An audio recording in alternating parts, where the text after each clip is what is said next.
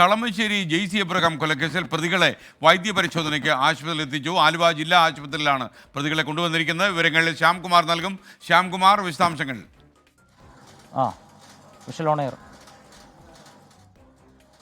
രണ്ട് പ്രതികളെയും ഗിരീഷിനെയും ഖദീജയെയും ഇപ്പോൾ ആലുവയിലെ ജില്ലാ ആശുപത്രിയിൽ വൈദ്യപരിശോധനയ്ക്കായി എത്തിച്ചിരിക്കുകയാണ്. ഇന്ന് പുലർച്ചെ ഇവരുടെ അറസ്റ്റ് രേഖപ്പെടുത്തിയിരുന്നു.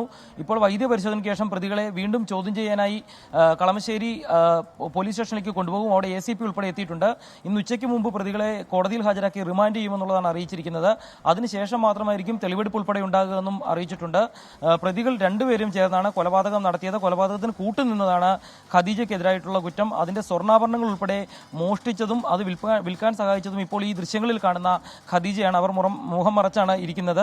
ഈ കേസിലെ മുഖ്യപ്രതി ഗിരീഷ് കുമാറാണ്.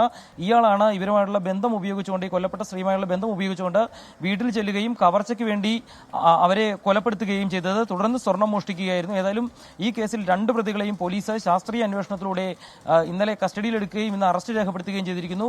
അതിൽ രണ്ടാം പ്രതി ഖദീജയാണ് ഇപ്പോൾ വൈദ്യപരിശോധനയ്ക്ക് വേണ്ടി ആശുപത്രിയിൽ ഇപ്പോൾ നമ്മൾ ഈ ദൃശ്യങ്ങളിൽ കാണുന്നത്. ഒന്നാം പ്രതി ഗിരീഷ് കുമാറിനെയും ഇതേ ആശുപത്രിയിൽ കൊണ്ടുവന്നിട്ടുണ്ട്. ഇതിനുശേഷം വീണ്ടും ഇവരെ കളമശ്ശേരി പോലീസ് സ്റ്റേഷനിലേക്ക് കൊണ്ടുപോകും. അവിടെ വെച്ചാകും ചോദ്യം ചെയ്യൽ ഉൾപ്പെടെയുള്ള നടപടികൾ നടക്കുക. അതിനുശേഷം ACP ഉൾപ്പെടെയുള്ള ഉദ്യോഗസ്ഥർ അതിനുവേണ്ടി അവിടെ എത്തുകയും ചെയ്തിട്ടുണ്ട്. തുടർന്ന് ഇവരെ 1ാം ക്ലാസ് മജിസ്ട്രേറ്റ് കോടതിയിൽ ഹാജരാക്കും. തെളിവെടുപ്പ് ഉൾപ്പെടെയുള്ള നടപടികൾ കണ്ടെത്തേണ്ടതുണ്ട്. മോഷ്ടിച്ച സ്വർണം കണ്ടെത്തേണ്ടതുണ്ട്. അങ്ങനെ തെളിവ് ശേഖരണം ഉൾപ്പെടെ നിരവധി കടമ്പകൾ ഇനിയും പോലീസിന് മുന്നിലുള്ള കേസാണ്.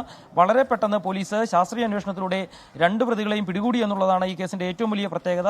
എന്തായിരുന്നു കൊലപാതകത്തിന്റെ കാരണം, എങ്ങനെയാണ് കൊലപ്പെടുത്തിയത് തുടങ്ങിയവ കണ്ടെത്തേണ്ടതുണ്ട്. നേരത്തെ പോസ്റ്റ്മോർട്ടം റിപ്പോർട്ടിൽ ഡോക്ടർമാർ നൽകിയ ചില സൂചനയാണ് അസ്വാഭാവിക മരണം കൊലപാതകമാണെന്നുള്ള രീതിയിലേക്ക് അന്വേഷണം എത്താൻ പോലീസിനെ സഹായിച്ചത്. ഏതായാലും അതിനുശേഷം പ്രതികളെ വളരെ വേഗത്തിൽ കണ്ടെത്തി അവരെ നിരീക്ഷണത്തിൽ നിർത്തി തെളിവുകൾ ശേഖരിച്ച ശേഷം പ്രതികളെ അറസ്റ്റ് ചെയ്യുകയും ചെയ്തിരിക്കുന്നു. ഇപ്പോൾ അവരുടെ വൈദ്യപരിശോധന പുരോഗമിക്കുകയാണ്. അതിനുശേഷം വീണ്ടും പ്രതികളെ സ്റ്റേഷനിലെത്തിക്കും.